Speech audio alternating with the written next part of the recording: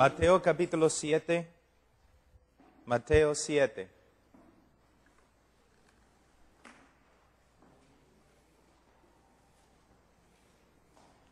Esta es una enseñanza clásica sobre la salvación. Cuando estudiamos los comentarios antiguos de los bautistas tempranos, podemos ver que este texto se interpreta de una manera diferente por ellos que la interpretación que tenemos en el día de hoy. Y vamos a ver varias verdades bíblicas a través de este texto. Mateo 7, versículo 13, entrad por la puerta estrecha, porque ancha es la puerta y espacioso el camino que lleva a la perdición. Y muchos son los que entran por ella, porque estrecha es la puerta y angosto el camino que lleva a la vida, y pocos son los que la hallan. Oremos. Padre, te damos gracias por este día, por tu misericordia en nuestra vida, por la gracia que es nuestra, por medio de Jesucristo. Señor, danos sabiduría, ayúdanos a entender tu palabra. Guíanos, Señor, en el nombre de Cristo Jesús. Amén.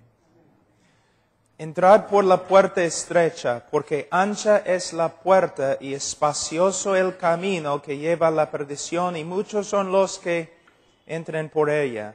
Porque estrecha es la puerta y angosto el camino que lleva a la vida. Podemos ver dos cosas acá. Primeramente, hay una puerta. Hay una puerta. Segundo, hay un camino.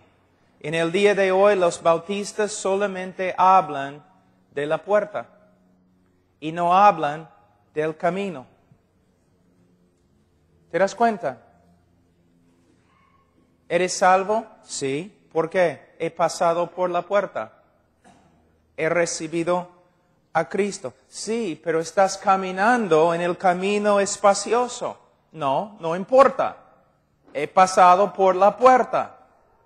Pero hermano, estás caminando no en el camino angosto, sino estás caminando continuamente en el camino espacioso. ¿Qué importa? He pasado por la puerta. ¿Dónde aprende la gente estas cosas? De nosotros. Porque los predicadores solamente hablan de la puerta. ¿Te das cuenta? Rara vez se habla del camino. ¿Es sí o no? Es verdad.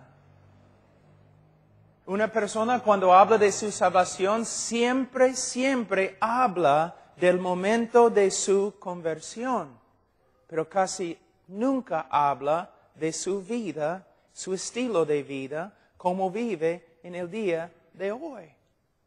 Tiene seguridad, ¿por qué? Él cree que ha pasado por la puerta, pero nunca piensa en su manera de vivir. Toda su confianza está puesta en un momento, en el pasado, una decisión que hizo. ¿Por qué cree así? Porque es nuestra manera de predicar en el día de hoy. Pero los bautistas de antes predicaron de otra forma. Ellos predicaron así. ¿Cómo se puede ser salvo? Por medio de pasar por la puerta estrecha, por medio de recibir a Cristo, por medio de la fe. ¿Cómo sabemos que de verdad hemos pasado por la puerta estrecha? Porque en este momento estamos caminando en el camino angosto. ¿Te das cuenta la diferencia? Hay una gran diferencia. La evidencia de que una persona ha pasado por la puerta estrecha es que ahora está caminando en el camino angosto. Pero mayormente nuestros convertidos, conversos, Ellos dicen que han pasado por la puerta estrecha, pero caminan en el camino espacioso. Lo opuesto de lo que dice la Escritura. Entonces, como un ejemplo, bajo nuestras prédicas, o escuchando a nuestras prédicas, una persona confiesa a Cristo como su Señor y Salvador. Ahora, empieza a caminar en el camino angosto. El camino angosto es el camino marcado por la voluntad de Dios, como se revela en las Escrituras. Entonces, una persona dice que ha recibido a Cristo. Comienza a caminar, pero nunca camina según la voluntad de Dios. Ha hecho su decisión, pero sigue igual en el mundo. Pero mayormente decimos a él, oye, eres cristiano, tienes que portarte como cristiano. ¿Qué te pasa? Yo estaba allí cuando hiciste tu decisión. No es bíblico. Es mejor decir, tú dices que has recibido a Cristo, pero sigues caminando en el mundo, en el camino espacioso. El hecho que estás caminando en el camino espacioso significa que nunca has pasado por la puerta estrecha. No eres creyente. O por lo menos no puedes tener ninguna confianza que seas creyente. O una persona dice que ha recibido a Cristo y comienza a caminar, parece, en la voluntad de Dios. Comienza a someterse a las prédicas, a las Escrituras y camina. Pero tarde o temprano comienza a apartarse. Tenemos personas así, ¿no es cierto? Empiezan muy bien, pero de ahí se apartan y siguen apartándose. Y nosotros decimos, mira, definitivamente sé que eres creyente, porque no solamente hiciste tu decisión, sino también caminaste con el Señor un tiempo. Entonces eres creyente, tienes que volver. No. La consejería bíblica dice lo siguiente. Hiciste tu decisión, dijiste a todos que eres convertido,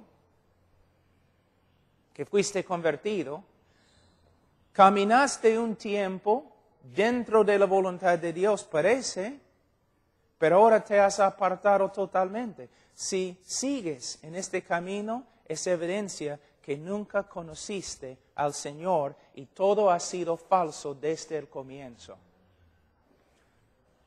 Si una persona dice que ha recibido a Cristo y comienza a caminar con el Señor, pero tiene bastantes luchas.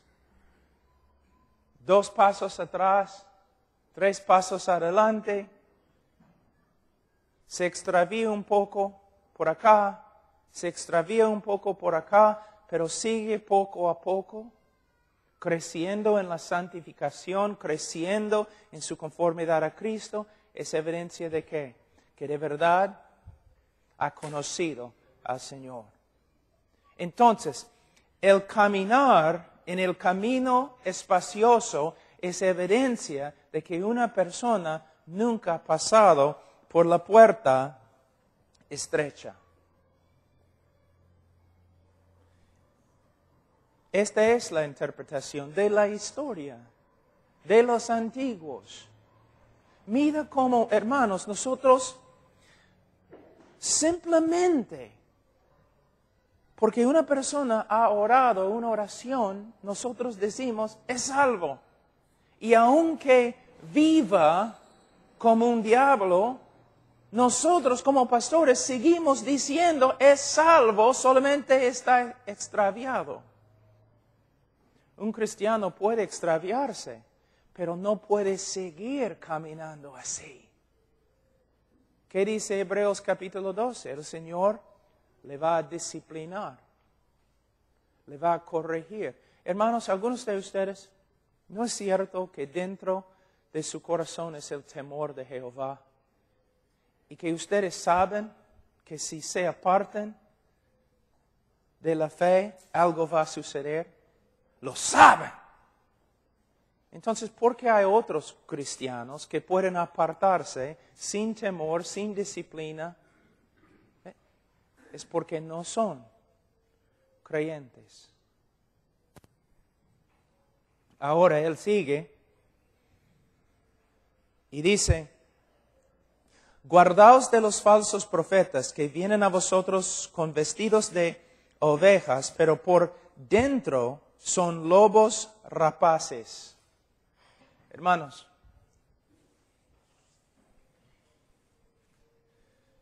los falsos creyentes que causan problemas en la iglesia, ¿cómo entran en la iglesia? ¿Entran como lobos? No, nunca. Entran así. Voy a mostrarles, si hay un hermano carismático, por favor, no se ofende. Pero hemos perdido muchas iglesias bautistas a los carismáticos. Es cierto. En Argentina casi todos, ¿no? Los bautistas evangelizan a los incrédulos y los demás iglesias evangelizan a los bautistas. Pero un carismático entra en una iglesia bautista chiquitita, ¿no? Que está creciendo. Entra, se sienta, adora al Señor, muy buena gente, habla con los hermanos y siempre dice, oh, el pastor, y predica muy bien el pastor, esta iglesia me encanta, y comienza a ganar la confianza de los hermanos. Pero tarde o temprano, ¿qué sucede? Caramba, esta iglesia tan buena, y el pastor predica bien. Qué pena que falta una sola cosa. Y de ahí comienzan a...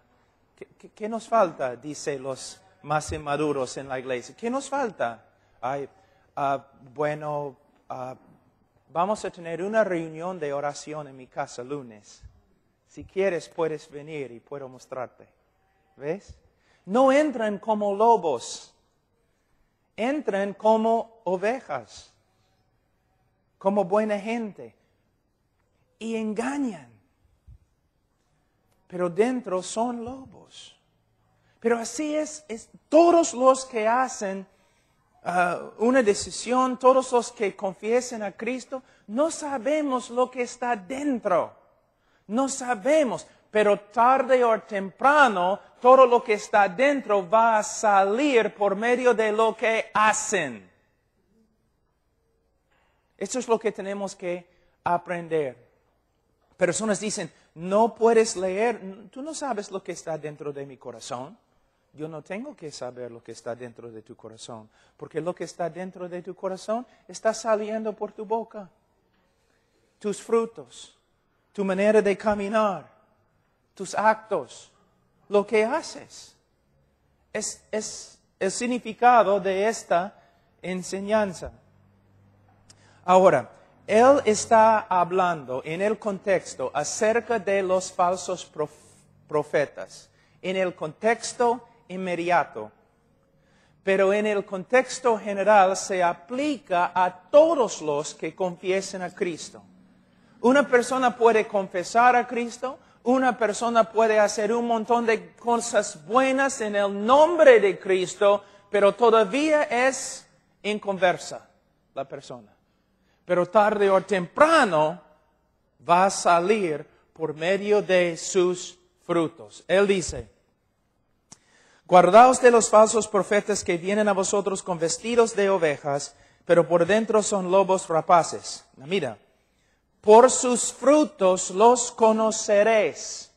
¿Cómo vamos a saber si la profesión de fe es genuina? Él dice, por sus frutos los conoceréis. El creyente mismo. ¿Cómo puede saber el creyente que de verdad es creyente?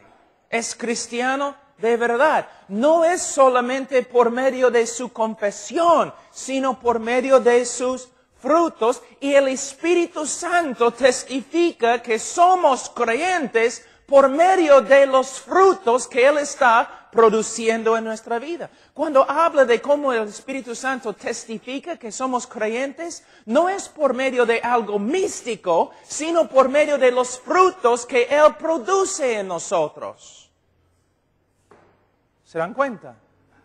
Por medio de sus frutos. Y por eso, cuando tenemos hermanos en la iglesia que no andan bien como un estilo de vida, después de años o un tiempo, no crecen, no se maduran, no crecen en la santificación, debemos hablar con ellos acerca del momento de su conversión, investigando con la Escritura. También tenemos que examinar su vida conforme a la palabra de Dios, ayudándoles a venir a una conclusión bíblica con respecto a su salvación. Un pastor el primer día habló conmigo y dijo, Pablo, tantas iglesias bautistas aquí en Perú, y yo he entrado y yo he simplemente hablando con los miembros. A veces les pregunto, ¿vas a ir al cielo? Sí. ¿Cómo sabes? Bueno, no. ¿Qué es el Evangelio? ¿Cómo es que te convertiste? Bueno, no. Había la música y el pastor dijo que debemos pasar adelante, pasé adelante y me gusta la gente y no quiero vivir una vida buena. Ni tiene conocimiento de lo que es el Evangelio. ¿Cómo una persona se salva? Nada. Es porque después de pasar adelante, muchas veces pasamos 5 minutos con ellos. Nada. Especialmente en las campañas evangelísticas.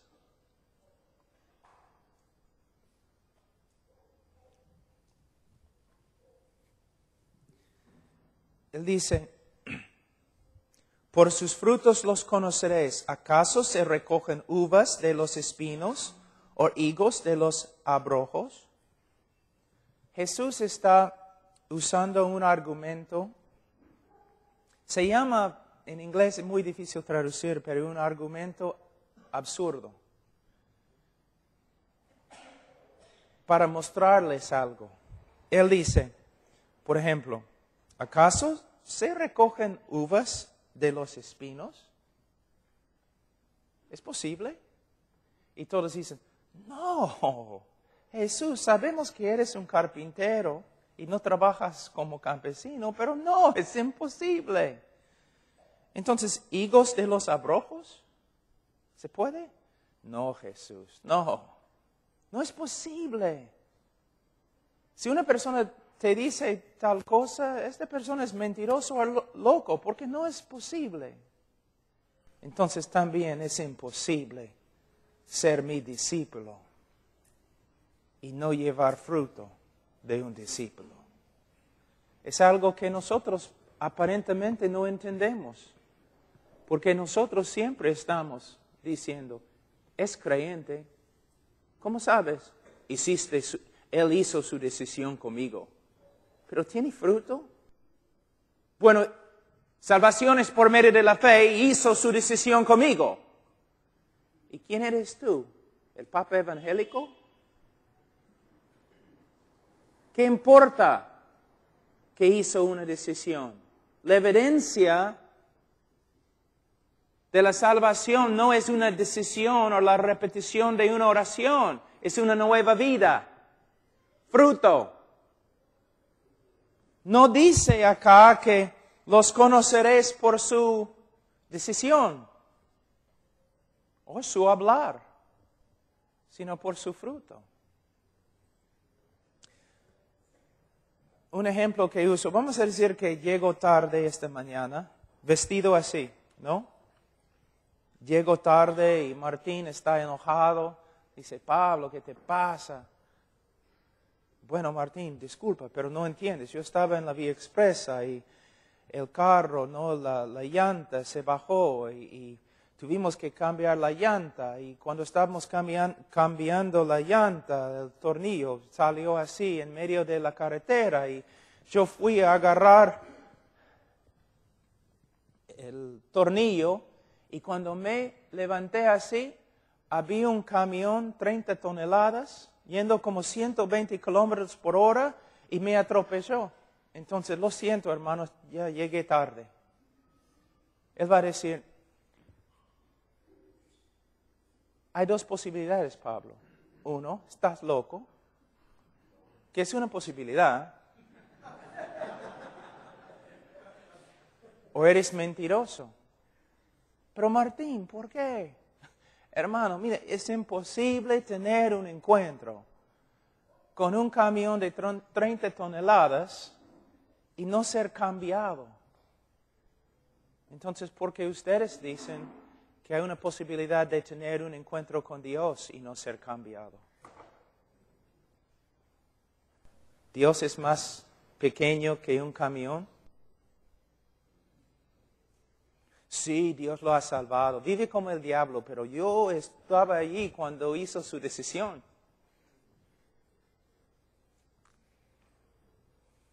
¿Ves? Hermanos, tenemos una vista muy baja, una opinión muy baja de la conversión. Hermanos, mira lo que hemos hecho. Billy Graham tenía un programa años y años, La Hora de Decisión. Entonces ahora tenemos millones de personas que han hecho su decisión y todavía son perdidos. Billy Graham mismo dijo, si solamente 5% de todas las personas que han hecho su decisión en mis campañas, si solamente 5% de ellos son creyentes, voy a estar feliz. Entonces yo diría a Billy Graham, ¿por qué no cambiaste tu manera de predicar entonces? Hermanos, como dije el primer día, uno de los temores más grandes que tengo es que Fidel Castro va a morir. Porque el momento que Fidel Castro muere, los norteamericanos, los evangelistas, van a entrar en Cuba y van a malograr todo. Con su evangelismo superficial y su creencia fácil, que ha hecho más daño que las sectas. De verdad.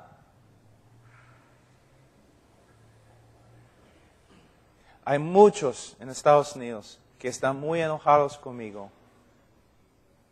Pero cuando predico en una conferencia, yo les digo, ok, vamos a sacar los libros. Vamos a leer los libros antiguos. Vamos a ver lo que los bautistas de antes, ¿qué dicen? ¿Qué dicen los de la Reforma? ¿Qué dicen todos los cristianos a través de todos los siglos? ¿Y por qué en estos últimos años nosotros hemos cambiado todo? Es porque nosotros en los Estados Unidos hemos interpretado la Biblia a través de nuestra cultura. Todo fácil y todo instantáneo.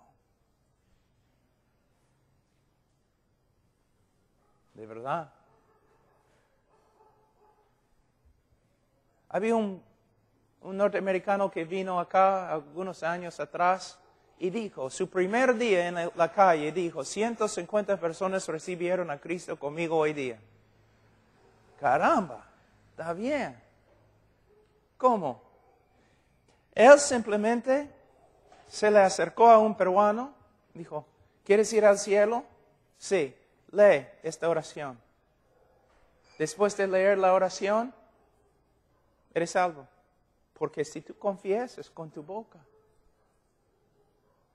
Pero es lo mismo que se hace básicamente en mucho evangelismo en el día de hoy. Y no está bien. Hermanos, una iglesia puede crecer en 2, 3 años, puede llegar a tener 1000 personas. Pero no significa que son convertidos. Personas van a las iglesias por un montón de razones. De verdad. ¿Sabe qué? Dios no está impresionado con los números. Dios está impresionado con la fidelidad de sus ministros. El amor que ellos tienen en el corazón para la gente, no para su propia visión.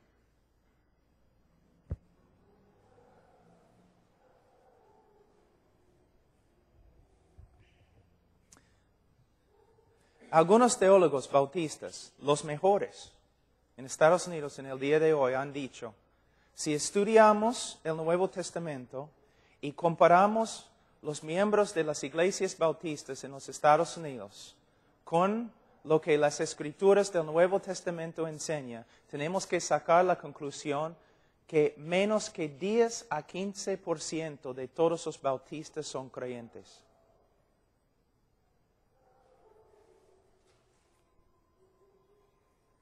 De todas las denominaciones,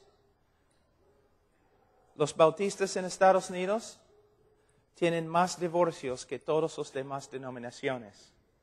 Hay más bautistas en la cárcel que cualquier otra denominación tiene. ¿Por qué? Nuestra manera de evangelizar. No predicamos santidad, no vivimos santidad y no practicamos disciplina. Porque estamos preocupados más por los números y nuestra teología ha sido influenciada por la psicología secular. Tenemos que volver a las Escrituras. Ahora, vamos a seguir. Versículo 17, así todo buen árbol da buenos frutos, pero el árbol malo da frutos malos. No puede el buen árbol dar malos frutos, ni el árbol malo dar frutos buenos. Hermanos, esta enseñanza acá es una de las enseñanzas más importantes en todas las Escrituras con respecto a la naturaleza del hombre inconverso. Jesús está dándonos algunas enseñanzas claves para entender el hombre y la salvación del hombre. Mira, así todo buen árbol da buenos frutos, pero el árbol malo da frutos malos. No puede el buen árbol dar malos frutos, ni el árbol malo dar frutos buenos. Ahora, vamos a ver cómo. ¿Recuerden la enseñanza acerca de las dos puertas y los dos caminos? Como nosotros ahora en el día de hoy solamente enseñamos la mitad de esta enseñanza. Hablamos de la puerta, pero no hablamos del camino. Ahora vamos a ver cómo enseñamos solamente la mitad de este texto. Dice, lo que nosotros siempre enseñamos se encuentra en versículo 18. El árbol malo no puede dar frutos buenos. Es lo que decimos. Cuando hablamos con los incrédulos, ¿no es cierto? Siempre estamos diciendo, mira, tú no puedes salvarte por medio de tus obras. Es imposible, porque el hombre inconverso no puede, hacer obras buenas que agraden a Dios. Enseñamos esto, ¿no? ¿Cuántos han enseñado así? Es verdad. Cuando testificamos a los incrédulos, especialmente a los católicos, siempre decimos, mira, tú estás tratando de ganar la salvación por medio de agradar a Dios con tus obras. Pero es imposible que una persona inconversa, tenga obras buenas o frutos buenos que agraden a Dios. Pero ¿por qué solamente enseñamos la mitad del texto? Mira la primera parte.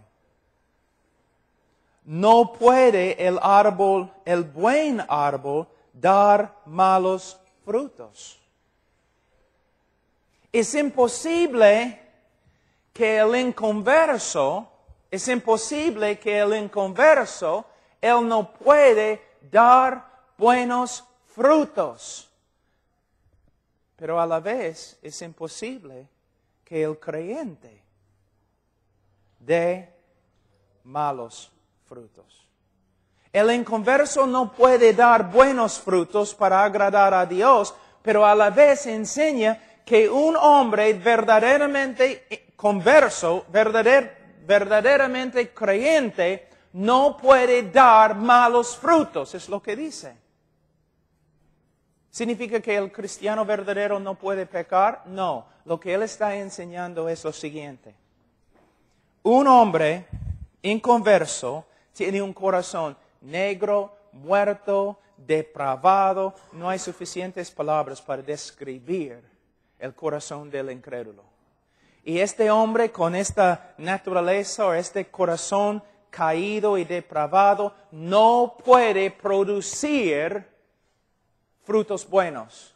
Pero a la vez, el creyente verdadero que ahora tiene una nueva naturaleza y un nuevo corazón, no puede producir frutos malos como un estilo de vida.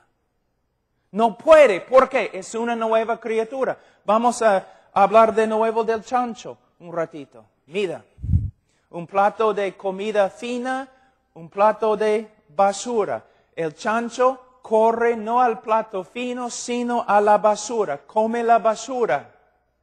Pero si convertimos el chancho en hombre, él no más puede, él no puede comer la basura. Él es una criatura nueva que simplemente no puede hacerlo. De la misma forma, un hombre inconverso con corazón depravado no puede hacer algo bueno o vivir una vida buena que agrada a Dios. De la misma forma, un creyente con corazón nuevo, regenerado, no puede, es contra su naturaleza. Él no puede. Todos ustedes que son creyentes, ustedes saben que luchan contra el pecado, ¿no? Luchan contra el pecado. Y a veces tienen vergüenza, todo lo demás. Ya, luchamos contra el pecado porque todavía tenemos un cuerpo de carne que pelea contra nosotros. Pero hay otro sentido en que ahora simplemente no puedes hacer lo que hiciste antes. Quizás un momento, sí, pero no puedes volver y abandonar todo eso que el Señor ha hecho en tu vida. No puedes volver a la misma vida de antes. Es imposible. Puedes caer, sí. Puedes pecar, sí. Pero no puedes volver. No más. Es imposible. Yo recuerdo un joven en Rumania. Llegó a mí y dijo, no sé si soy salvo. Yo le dije, está bien. Yo hice algo que Lutero hizo una vez. Yo le dije, bueno, vamos a pasar por 1 de Juan, pasamos por 1 de Juan, hablamos mucho tiempo, oramos y todo, pero todavía estaba diciendo, yo no sé. A veces dudo mi salvación, todo lo demás. Yo le dije, está bien. Entonces, ¿conoces algunas discotecas por acá? Él dijo, sí, pero buenas, malas, ¿no? Con chicas malas y licor y todo lo demás. Sí, pastor, yo sé. Entonces deja la conferencia en ese momento y vete a las discotecas. Diviértete, encuéntrate, no una mujer, 5 mujeres. Toma, baila, todo. Pastor, vete. Pero pastor, vete. Pero no puedo. Yo no puedo. Caramba, soy salvo.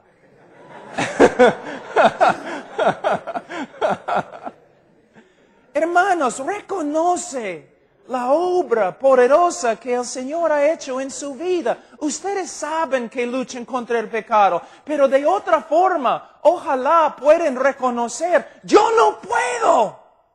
¿Por qué no puedes? Porque no eres árbol malo, no más. Eres árbol bueno. Yo voy a mostrarte cómo la naturaleza de un cristiano cambia. ¿Ok? Un incrédulo. tengo mi maleta, libros, está lloviendo fuera, voy a llegar a mi trabajo tarde, no he comido desayuno, estoy saliendo por la puerta enojado ya, y mi esposa dice, Pablo, ¿puedes llevar la basura también fuera? ¿Qué te pasa, mujer? ¿No entiendes que ya voy a llegar a mi trabajo tarde, ya está lloviendo y siempre cuando estoy saliendo de la puerta tú me dices estas cosas? Subes al carro justificado, ¿no? Justificado. De verdad, no tienes ningún problema. Justificado eres. Estás. Sin problemas. No sientes nada. El hombre se convierte 4 semanas después. De verdad se convierte. Comienza a aprender, crecer. Un día, mismo escenario. Tiene su maleta, tiene sus libros, está lloviendo, va a llegar a su trabajo tarde. Sí, los cristianos todavía tienen problemas. Entonces está saliendo y su esposa dice, Pablito, ¿puedes llevar la basura? Y el hombre dice, ¿qué te pasa, mujer? ¿No puedes ver que está lloviendo y tengo mi maleta? Voy a llegar al trabajo tarde. ¿Por qué siempre haces así? Y el momento que lo hace,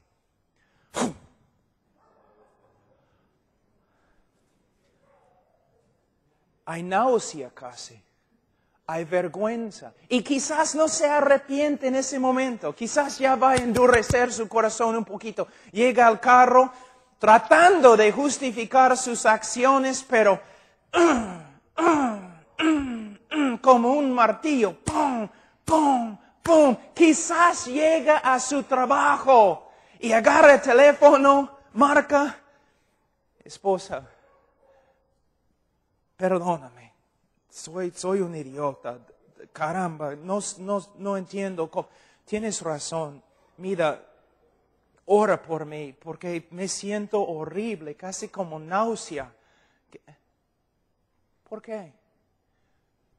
Porque es un hombre nuevo. Todavía hay la realidad de un cuerpo de carne. Una parte de él que exactamente, teológicamente, no sabemos cómo identificarlo, pero hay una parte de él todavía no redimido, todavía caído, pero no es su realidad, no es quien es. De verdad, de adentro, es una criatura nueva.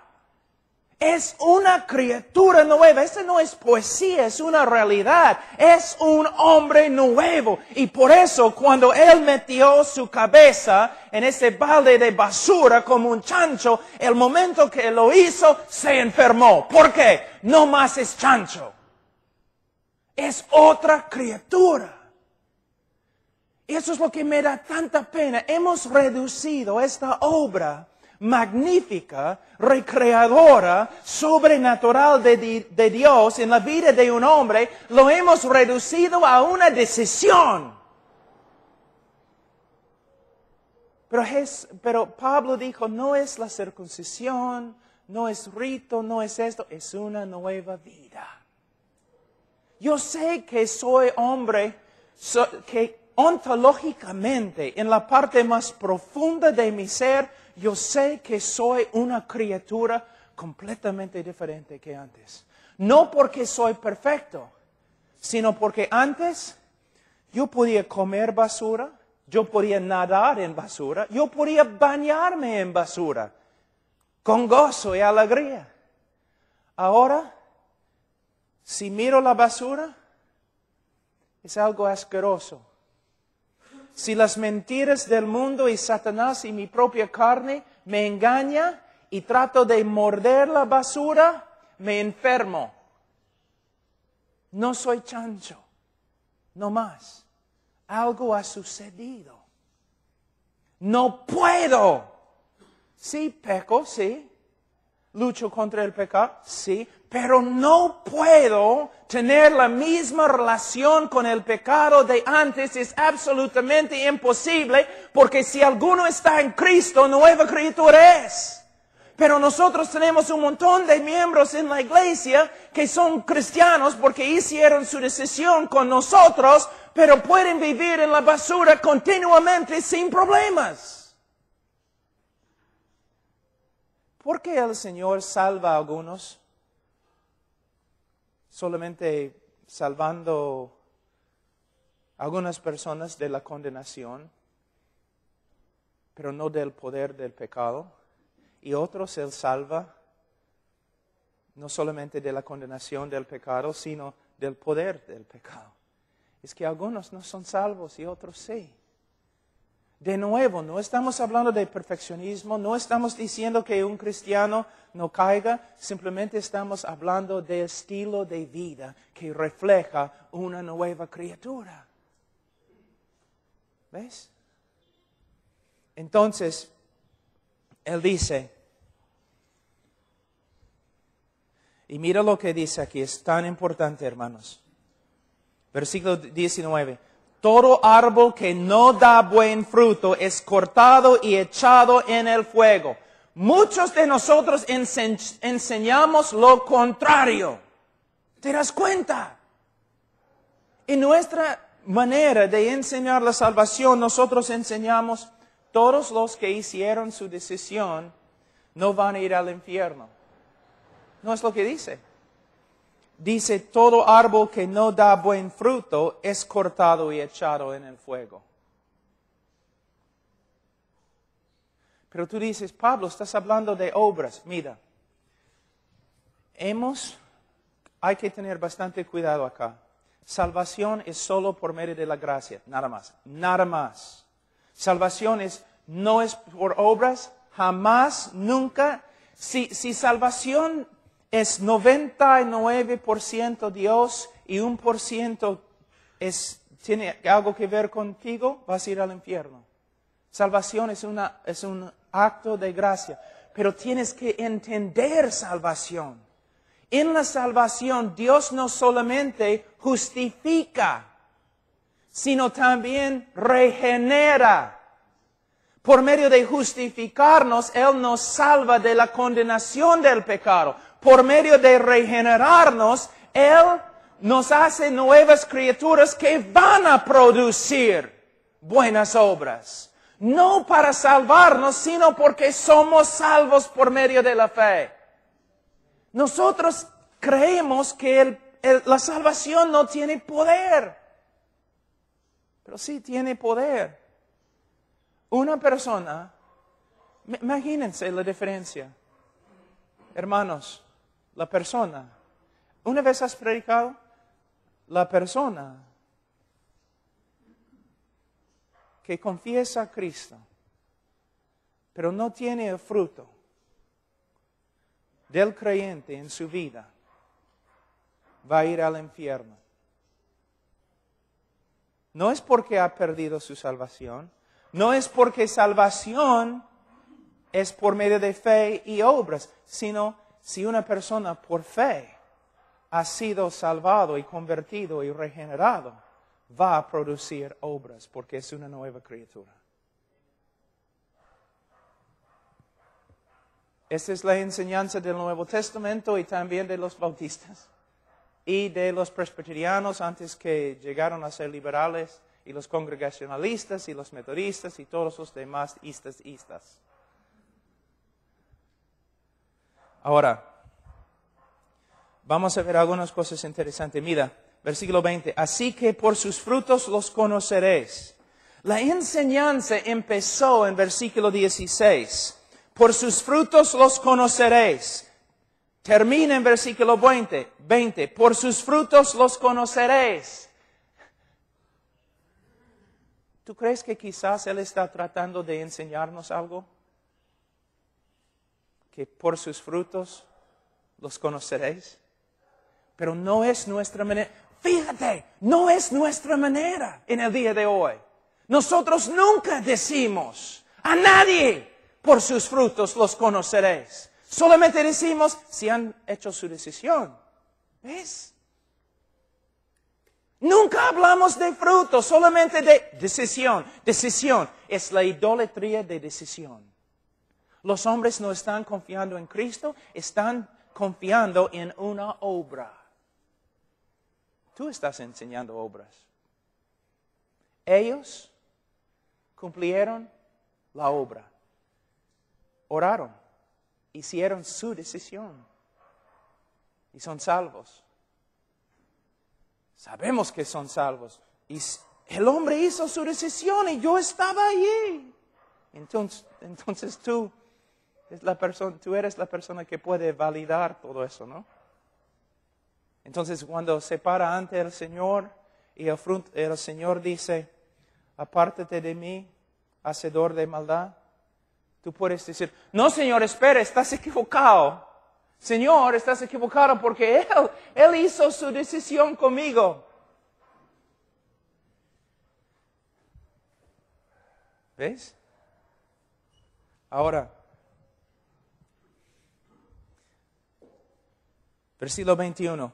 No todo el que me dice, Señor, Señor, entrará en el reino de los cielos, sino el que hace la voluntad de mi Padre que está en los cielos. ¿Qué vas a hacer con este texto? ¿Qué vas a hacer con ello? Porque contradice mucho de lo que los evangélicos y los bautistas enseñan en el día de hoy. Totalmente contradice lo que nosotros enseñamos. No todo aquel que me dice Señor, Señor. En el idioma hebreo, y aunque el Nuevo Testamento fue escrito en griego, los judíos eran hebreos, tenían conceptos hebreos que salen aun cuando escriben en griego. Y hay un concepto hebreo que se llama paralelismo hebreo. Cuando un judío quiere enfatizar algo, lo repite. Por ejemplo, Dios es santo, santo, santo. Fíjate, nunca dice que Dios es amor, amor, amor. Debemos estar hablando más de la santidad de Dios, ¿no es cierto? Aquí Él dice, no todo aquel que dice, Jesús es Señor, no es lo que dice, sino, no todo aquel que dice, Jesús es Señor, Jesús es mi Señor, gloria a Dios, Jesús es el Señor, públicamente, siempre, Jesús es el Señor. No todo aquel que habla así entrará en el reino de Dios. Pero nosotros tenemos convertidos que ni pueden pararse y dar un testimonio, pero todavía son convertidos conforme a nosotros.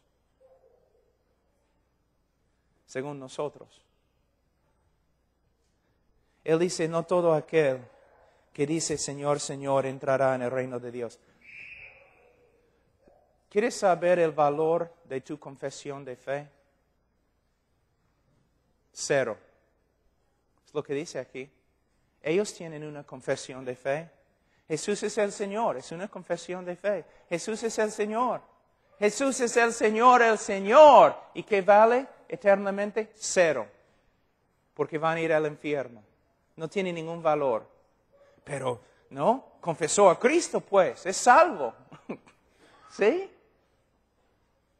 Entonces sabemos que es salvo porque confesó a Cristo. No. ¿Qué dice Jesús? Sabemos que es salvo porque hace la voluntad de mi Padre que está en los cielos. De nuevo, ¿es salvo por medio de hacer la voluntad del Padre? No.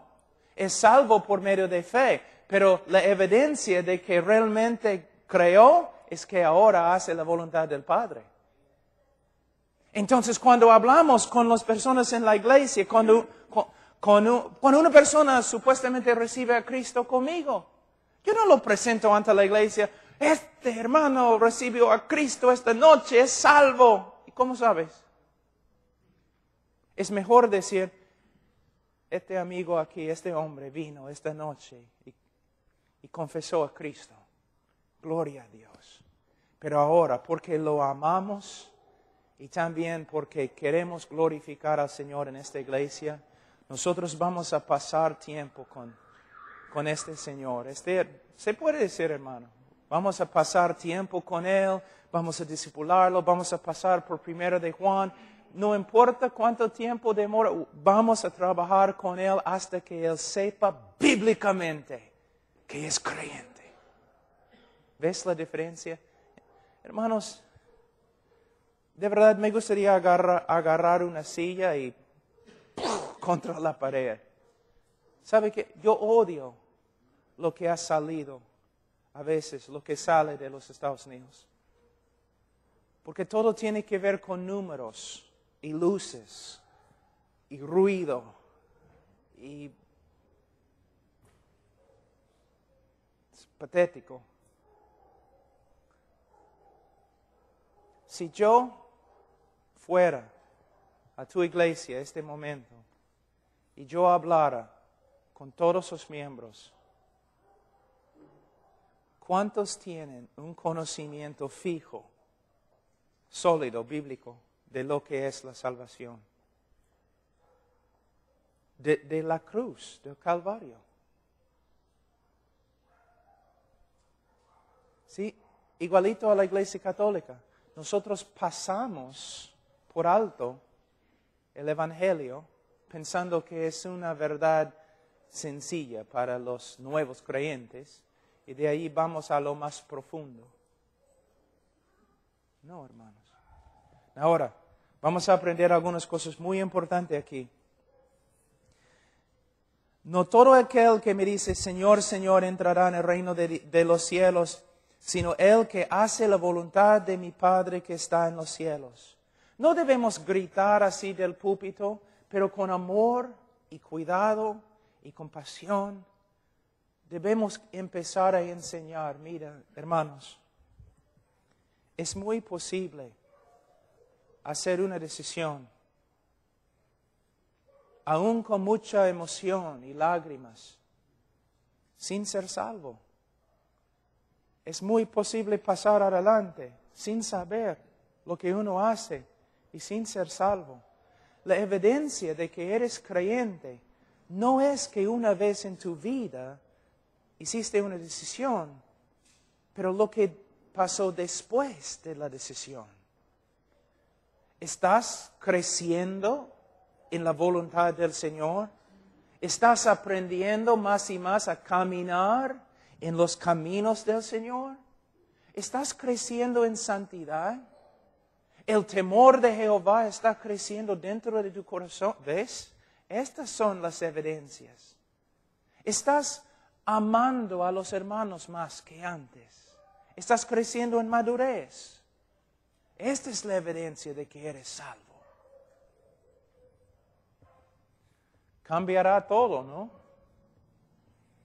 Sí, pastor, voy a tener que cambiar mi iglesia. Ahora, él dice, muchos me dirán en aquel día, Señor, Señor, ¿no profetizamos en tu nombre y en tu nombre echamos fuera demonios y en tu nombre hicimos muchos milagros? ¿Qué significa? Que muchos ministros van a ir al infierno. Muchos pastores van a ir al infierno. Muchos evangelistas van a ir al infierno, es lo que significa. Muchos de los que ministran en el nombre de Cristo van a ir al infierno.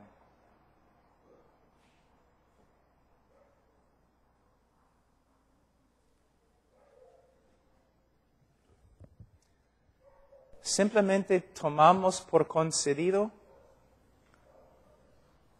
que todos son salvos. ¿Los sacerdotes católicos se preocupan por su salvación?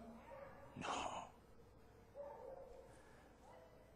¿Los católicos se preocupan por su salvación? No. Ya han hecho todo lo que necesitan hacer para ser salvos. ¿Los evangélicos se preocupan por su salvación? Mayormente, no. Hice mi decisión. ¿Los pastores se preocupan por su salvación? No. Pero ¿sabe qué? Después de predicar 24 años, de vez en cuando, paso tiempo orando, escudriñando las Escrituras. Señor, yo te conozco. ¿Me conoces a mí? Examinando mi propia vida. Porque no quiero que después de predicar a otros, al final descubro que ni yo soy de la fe. Hermanos, yo no dudo mi salvación y creo en la seguridad del creyente mucho más probablemente que ustedes. Pero la seguridad del creyente. Hay muchos que tienen grandes campañas.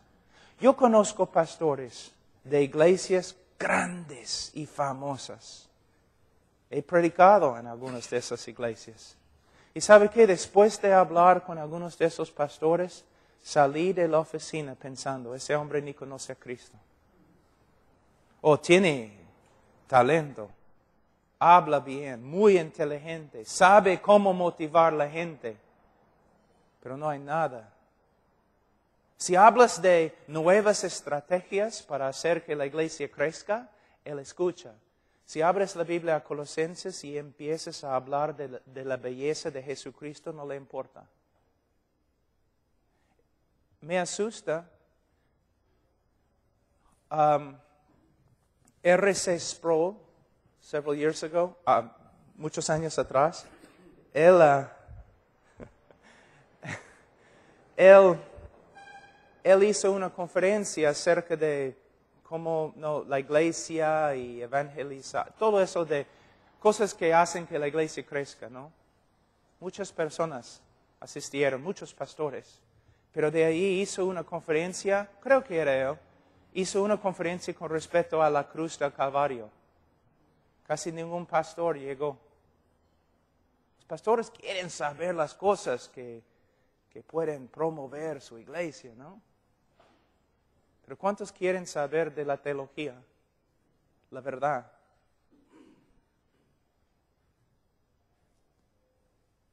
Bíblicamente se puede destruir bíblicamente 95% de todas las estrategias que se usan en el día de hoy para hacer que la iglesia crezca.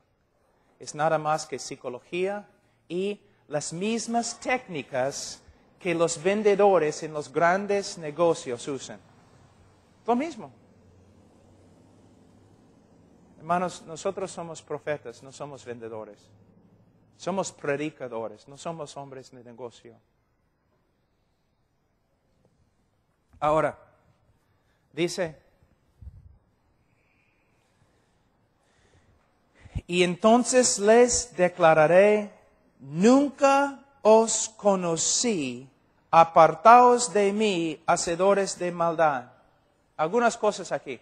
Nosotros siempre preguntamos a la gente, ¿tú conoces a Cristo? Sí, gloria a Dios. Pero según Cristo, esta no es la pregunta. Imagínense, yo voy a la Casa Blanca y trato de entrar. ¿Qué me va a pasar? Me van a agarrar, ya. Vamos a decir que trato de entrar en la Casa Blanca y los soldados me agarran y yo digo, oh, espera, yo conozco a George Bush. ¿Qué importa? Eso no va a cambiar nada. Oye, este loco, tú no vas a entrar, pero conozco a George Bush. No me van a escuchar, pero si George Bush sale de la Casa Blanca y se me acerca y dice, yo conozco a Pablo Washer, yo voy a entrar.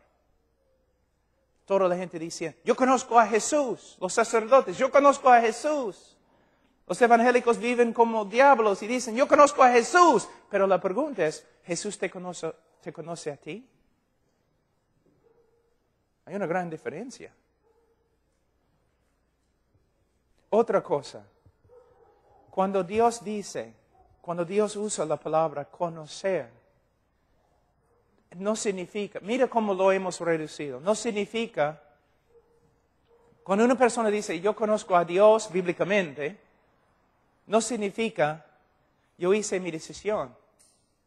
La palabra conocer en la mente hebreo es, yo he tenido una relación íntima con Él. Pero personas no piensan así y no piensan así porque no predicamos así.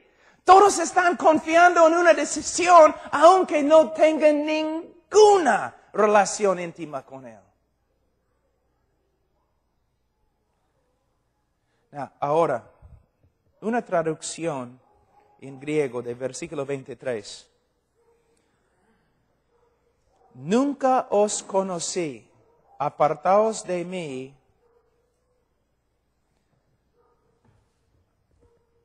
ustedes que vivieron como si yo nunca les había dado una ley.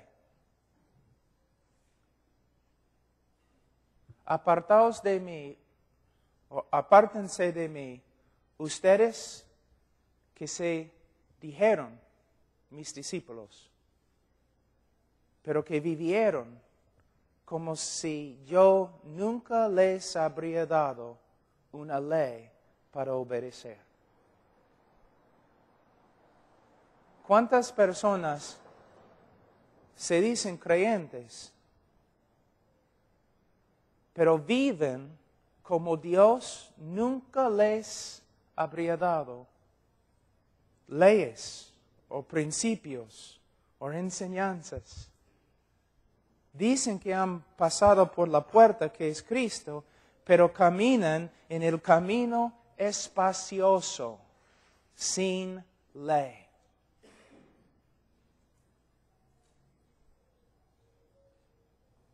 Viven en inmoralidad, mienten, todo, pero son creyentes. Porque no solamente hicieron su decisión, sino también asisten a la iglesia. ¿Eso qué significa? Los mafiosos van a la iglesia católica y también fueron bautizados como niños. Ahora, voy a mostrarles algo.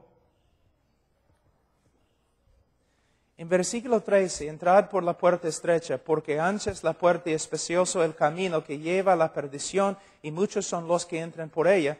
Porque estrecha es la puerta y angosto el camino que lleva a la vida, y pocos son los que la hallan. Ahora,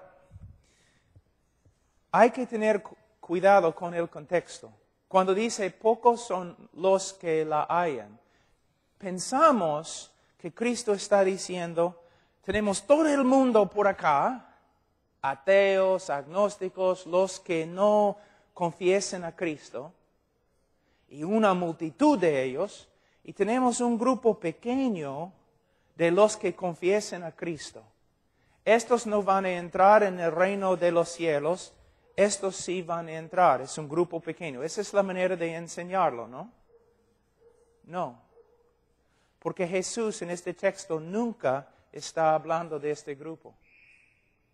Él está diciendo, entre los que se dicen mis discípulos, pocos son los que van a ser salvos. Este es el contexto. Él ni se preocupa por los que están de afuera. Él está hablando a los que se identifiquen como sus discípulos. Entre los que se dicen cristianos, pocos son los que van a encontrar el camino de vida. Y por fin terminamos acá los dos cimientos. Cualquiera pues que me oye estas palabras y las hace, le compararé a un hombre prudente que edificó su casa sobre la roca. Descendió lluvia y vinieron ríos y soplaron vientos y golpearon contra aquella casa y no cayó porque estaba fundada sobre la roca. Pero cualquiera que me oye estas palabras y no las hace, le compararé a un hombre insensato que edificó su casa sobre la arena.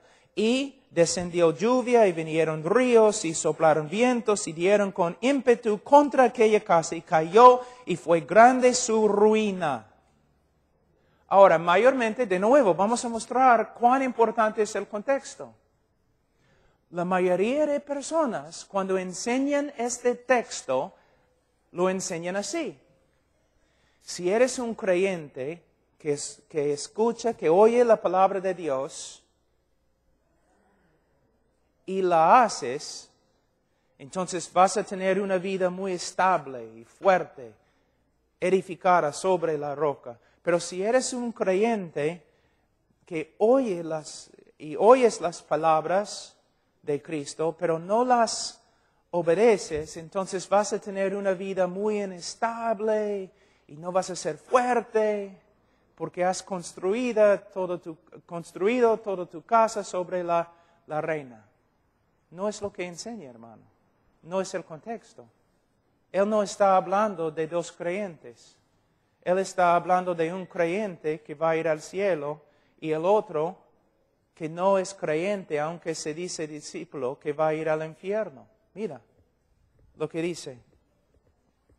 No todo, cualquiera pues que me oye estas palabras y las hace, le compararé a un hombre prudente que edificó su casa sobre la roca. Descendió lluvia, vinieron ríos y soplaron vientos y golpearon contra aquella casa y no cayó porque estaba fundada sobre la roca. Cuando el juicio de Dios llegó, la casa no cayó.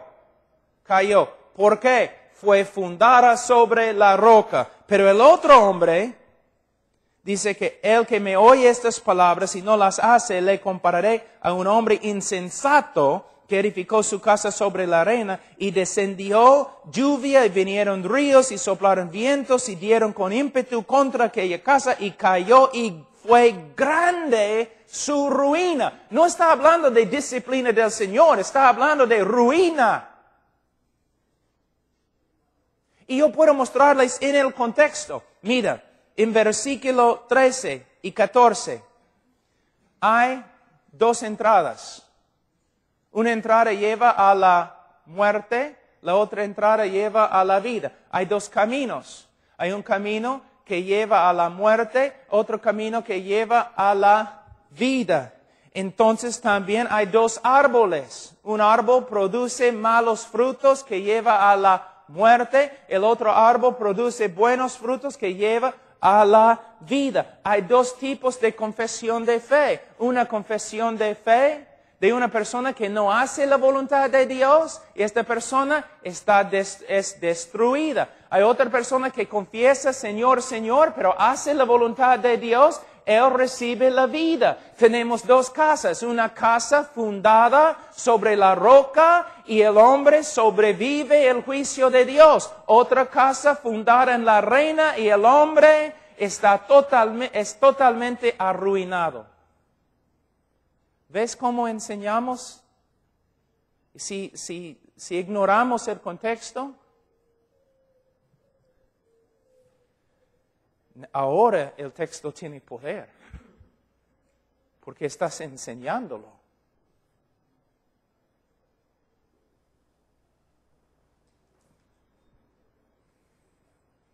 Vamos a orar.